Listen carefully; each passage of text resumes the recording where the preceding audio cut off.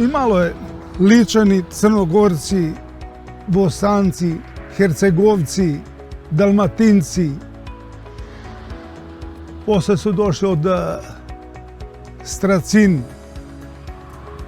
Vranjanci, Trgovište. Tako da je bilo mešano selo.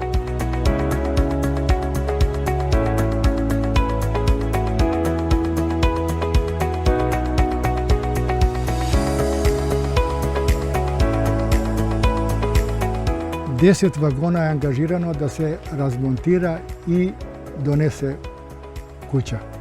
Sve osim crep. Osim crep sve. Sve je drugo doneseno vagonski. I namještaj u kućnina, to je što je bilo potrebno. Inače, ove kuće original prema projekat, što čuvam projekat, demontirana je i sa sistem dimenzije po isti projekat je montirana na ovo mjesto.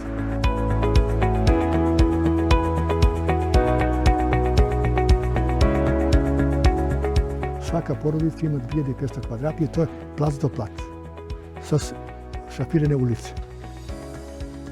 I ostavljeno je vamo u sred gdje je crkva, igralište za prodavnica, škola, napravljeno je u sredinu.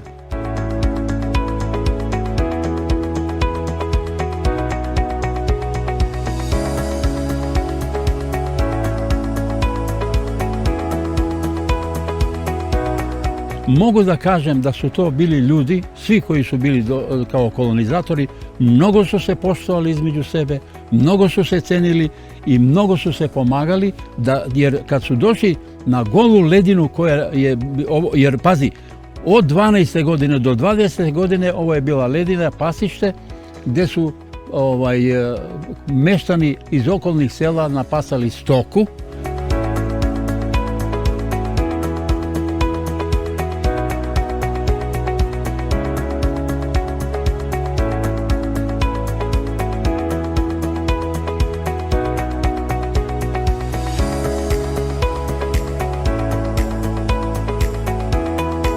Imalo je kod nas zadruga sloga, traktori, imalo još na vreme, kombajne imalo na vreme, pa fabrika 68. ili 9. se formira, sušara što je sušila za Nemačku, za gore Sloveniju, praz, luk, tam i sve ti papriku.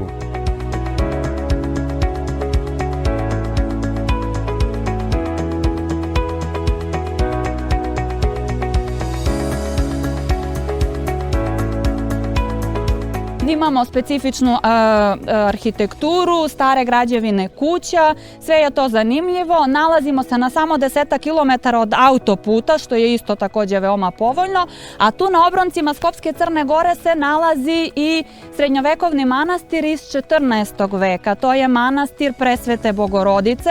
Dakle, postoji potencijal i za razvoj tog manastirskog turizma, za razvoj planinskog turizma, moguće su šetnje, boravak u prirodi, planinarenja i tako dalje, a vredi pomenuti da kroz selo prolazi i glavna i međunarodna veloruta. Tako da često srećemo strance koji biciklima prolaze kroz naše selo i vredi pokušati privući te ljude da ih malo zadržimo ovde i da ponudimo nešto.